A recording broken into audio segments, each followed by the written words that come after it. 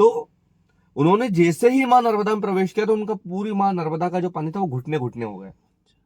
मतलब रात को 2 बजे एक कन्या आती है और वो कन्या आके उनकी उंगली पकड़ती है और बोलती है बाबा कहाँ जा रहे हैं। तो वो बोलती है कि गौरी शंकर महाराज बोलते हैं कि मैं तो अपने शरीर का त्याग करने वाला हूँ और मुझे शंकर के दर्शन करना था। लोग बोलते हैं नर्मदा की पूजा करो तो शंकर के दर्शन होते हैं, नर्मदा के कंकर कंकर में शंकर है, परंतु मुझे ऐसा नहीं लगता। नर्मदा मैया की जय। नर्मदे हर। नर्मदे हर। हम नर्मदा वासी हैं, हंडिया नेमा और हरदा जिले में रहते हैं और अंकित अवस्थी जी हमारे साथ है जिन्हें नर्मदा माँ के काफी जानकारियां हैं और इतिहास के बारे में भी काफी जानकारी रखते हैं। तो मैं अंकित जी से पूछना चाहूंगा, क्या नर्मदा जी की यात्रा की शुरुआत कहाँ से होती है और कहाँ यात्रा का समापन होता है? इसकी दूरी कितनी तय की जाती है? हम यह जानकारी अंकित जी अवस्थी हमें बताएंगे नर्मदा जी के बारे में। जय हो। नर्मदे हर किशोर भैया, आपका बहुत बहुत धन्यवाद। आज का ये जो हमारा वीडियो है इसमें हम लोग बिल्कुल कुछ जानकारियां साझा करेंगे कि नर्मदा यात्रा का महत्व क्या होता है। देखिए, नर्मदा अपने आप में इस सकल ब्रह्मांड में जीवंत नदी है। इसे हम पूरे ब्रह्मांड में माँ का स्वरूप देते हैं। और जैसा कि आपने पहला प्रश्न किया था कि कहाँ से प्रारंभ होती है, तो नर्मदा यात्रा का प्रारंभ करने का कोई ऐसा निश्चित स्थान नहीं है। आप किसी भी सिद्ध घाट से माँ नर्मदा की यात्रा प्रारंभ कर सकते हैं। वैसे मोस्ट प्रोबेबली जो यात्रा का शुभारंभ किया जाता है वो हमारे ओंकारेश्वर से किया जाता है, क्योंकि ऐसा माना जाता है कि जब आप पूरी नर्मदा परिक्रमा करते हैं जिसकी दूरी 3600 किलोमीटर की है, लगभग 3600 किलोमीटर की है, तो जब अपन ये पूरी दूरी तय करके अपनी यात्रा का समापन किया जाता है तो विभिन्न घाटों से मां नर्मदा का जलामृत एक जो पात्र आपका रहता है, जो कमंडल आप लेकर चलते हैं यात्रा के दौरान, उसमें एकत्रित किया जाता है और विभिन्न घाटों का जो जल होता है उसे आपको भगवान शिव, जो कि ओंकारेश्वर में ममलेश्वर के रूप में विराजमान है, उन पर आपको अर्पित करना पड़ता है। तो नर्मदा यात्रा की मेन बात तो ये है कि आप आपकी यात्रा का शुभारंभ जो है वो किसी भी घाट से कर सकते हैं। अब चूंकि आपने बताया कि हम नाभि घाट से आते हैं, तो मां नर्मदा का नाभि घाट नेमावर से भी आप चालू कर सकते हैं, पर उचित यही होगा कि हम ओंकारेश्वर से प्रारंभ करें। कुछ लोग अमरकंटक से भी करते हैं, क्योंकि मां नर्मदा का जो उद्गम स्थल है वो अमरकंटक है। वहां से पतित पावनी और जल तरंग सर्वदा नमामि देवी नर्मदा का नारा जय घोष करते हुए पूरे यात्री चलते हैं और यात्रा करते हैं। एक जानकारी और ऐसी है सभी को लगभग कि हमारे खंडवा से श्री धुनियाले दादाजी का भी नर्मदा जी से काफी कुछ लगाव रहा है या कुछ उनसे कुछ जुड़ी ऐसी बातें हैं जो शायद अभी बहुत कम लोग जानते हैं। अच्छा, ये आपने एक बहुत अच्छा प्रश्न किया, क्योंकि हमारे हरदा जिले के समीप ही खंडवा जिला है। हाँ। और आपको यदि पता हो तो नर्मदा यात्रा, जो आपने एक प्रश्न किया था कि नर्मदा यात्रा क्यों प्रारंभ की जाती है, किसने प्रारंभ की, तो सबसे पहले तो इस ब्रह्मांड में जो 3 युग हैं, त्रेता युग, सतयुग और द्वापर युग, अब चूंकि कलयुग भी चल रहा है, तो इसमें सबसे पहली जो नर्मदा यात्रा की थी, पद यात्रा की थी, वो की थी ऋषि मार्कंडेय ने।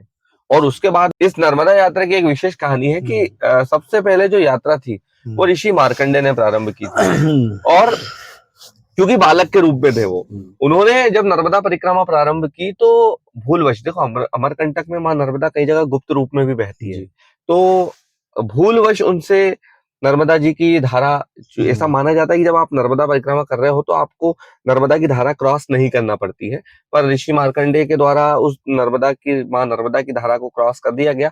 तो मां प्रकट हुई और उन्होंने कहा कि तुमने बेटा परिक्रमा खंडित कर दी। तो ऋषि मार्कंडेय बहुत रोए, बालक थे, तो उन्होंने निर्णय लिया कि मां नर्मदा मैं आपकी परिक्रमा करूंगा और आप में मिलने वाली जितनी भी नदियां होगी उन सभी की परिक्रमा करते करते करते करते मां नर्मदा से जितनी भी नदियां जुड़ी हुई सबकी परिक्रमा करके फिर उन्होंने मतलब सैकड़ों वर्षों में अपनी यात्रा, पद यात्रा संपन्न की। ये तो ऋषि मार्कंडेय वाली बात थी। आपने कहा दादाजी महाराज, तो इसकी एक विशेष कहानी ये है कि जब यात्रा बहुत समय तक चलती रही, फिर कुछ अड़कलें भी आई, फिर एक गुरु गौरीशंकर महाराज थे। गुरु गौरीशंकर महाराज, उनका जो शरीर था वो अफगानिस्तान का था, वो अफगानिस्तान के रहने वाले थे।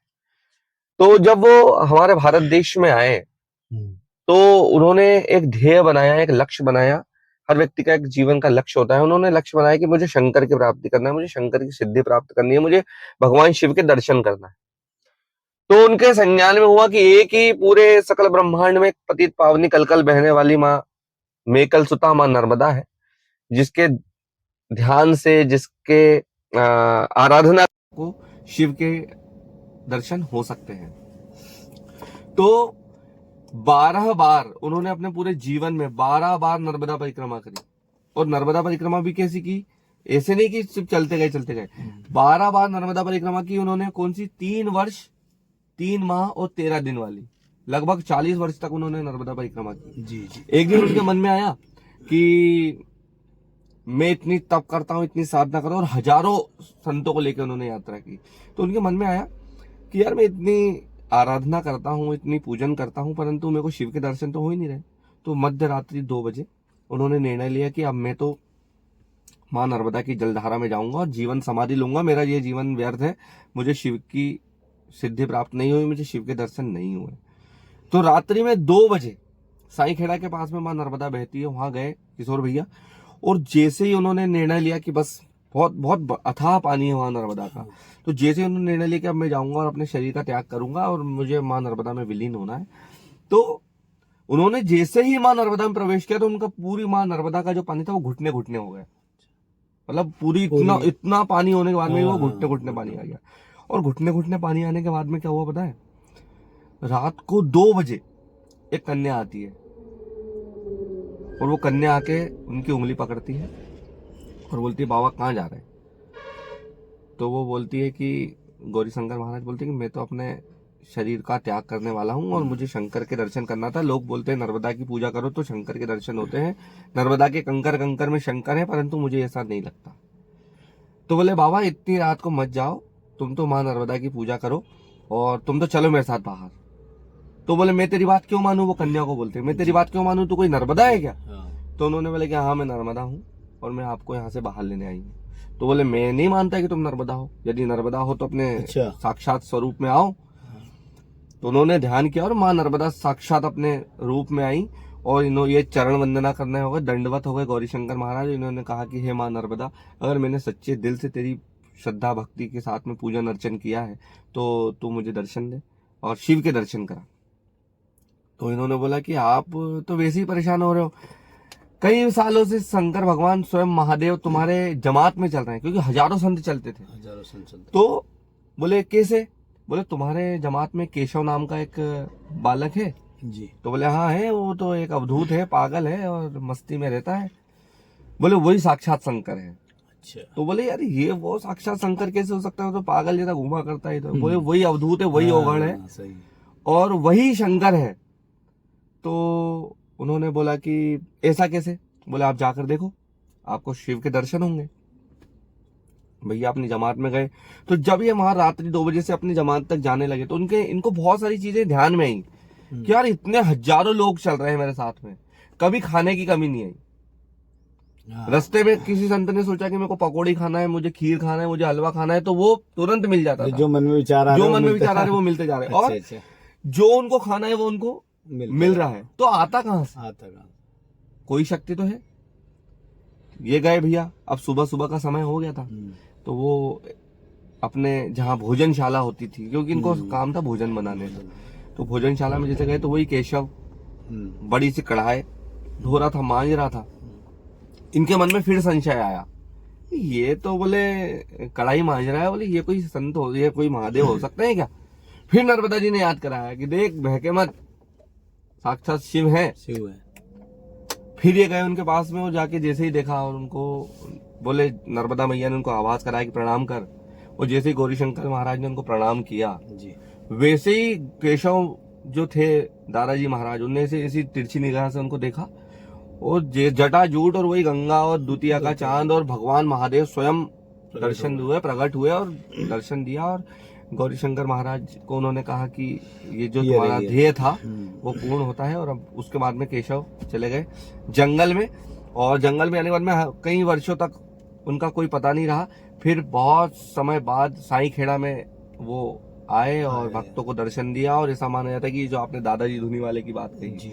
ये दादाजी धुनीवाले स्वयं साक्षात शिवकांश से, इनको शिवांश के रूप में माना जाता है। अच्छा। और दादाजी महाराज भी नर्मदा। और एक चीज और बताऊं आपको, सभी जगह आपको कहीं ना कहीं आरती होगी, कहीं शंकर की आरती होती है, कहीं विष्णु की आरती होती है, कहीं ब्रह्मा की आरती होती है। एकमात्र खंडवा में दादाजी धुनीवाले का ऐसा धाम है जहाँ पर दादाजी की आरती नहीं होती, माँ नर्मदा की आरती होती है, जय जगतानंदी वाली आरती होती है। हाँ, माँ नर्मदा की आरती होती है, माँ नर्मदा। और उनके भी बहुत सारे चमत्कार हैं, मैं उस पर भी अब किसी दिन बात एक करेंगे। सवाल हो है कि क्या नर्मदा परिक्रमा पैदल ही की जा सकती है, अन्य साधनों से की जा सकती है?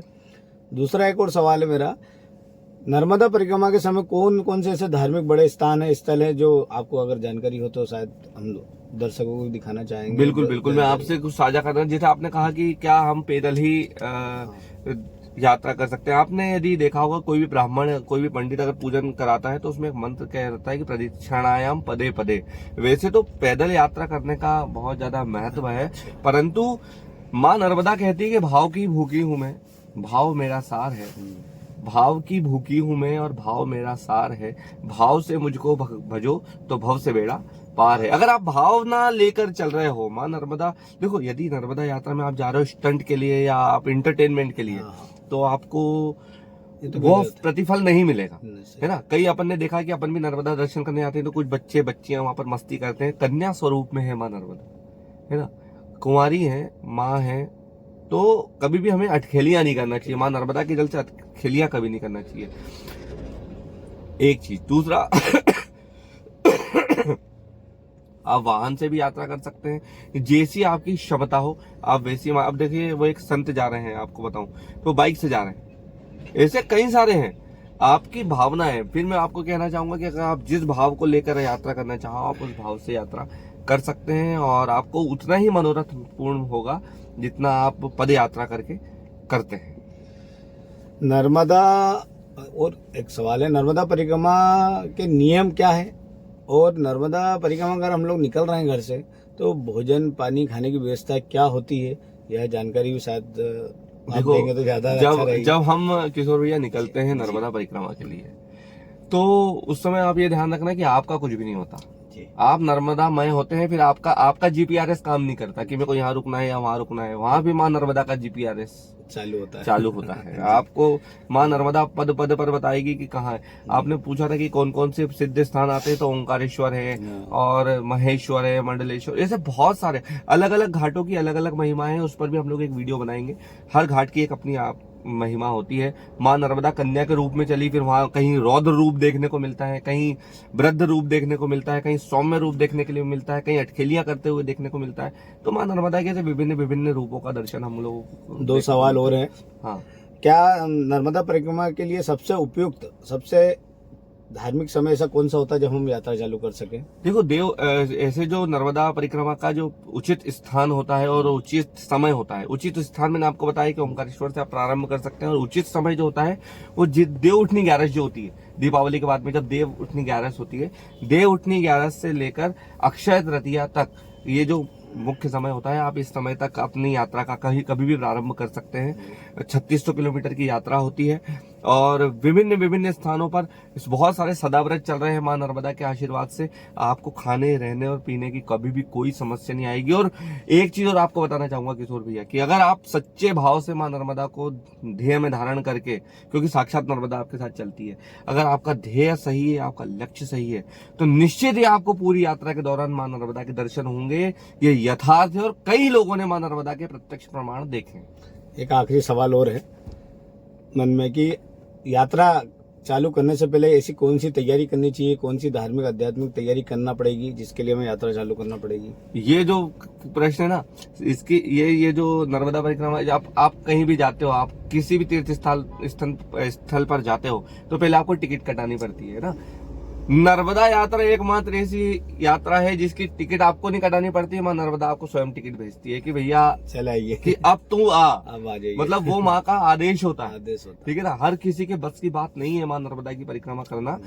जिसको माँ चाहती है वही नर्मदा परिक्रमा पर जाता है। तैयारियां आप जो देख सकते हो, आपको मन से सात्विक रहना चाहिए। मुंडन होता है पहले तो, क्योंकि पूरी यात्रा के दौरान नाखून नहीं काटे जाते, बाल नहीं काटे जाते। आपका मन, वचन और कर्म से आप आपको शुद्ध रहना पड़ता है और फिर आपकी यात्रा जो है वो होती है।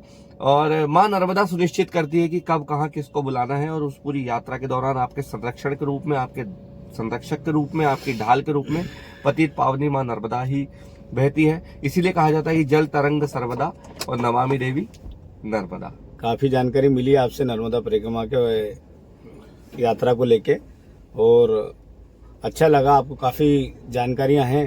और आगे भी मैं आप सभी से, मेरे सभी सनातनी और सभी परिक्रमावासी, सभी धार्मिक संस्थाओं से और सभी मेरी जनता से मैं नर्मदहर बोलता हूं, और आगे भी ऐसी रोचक जानकारियां और धार्मिक आध्यात्मिक जानकारियां हमें अंकित अवस्थी जी बताते रहेंगे। आपसे हम और कभी बाद में जल्दी मिलेंगे। और नर्मदे हर जीवन भर। और आप इस वीडियो को दबाकर शेयर करें और उन लोगों तक जरूर पहुंचाएं जिनके ध्येय में कहीं ना कहीं है कि हमें नर्मदा की पूजन करना है, उसका परिक्रमा करनी है, क्योंकि कंकर कंकर शंकर होता है। नर्मदे हर जीवन भर।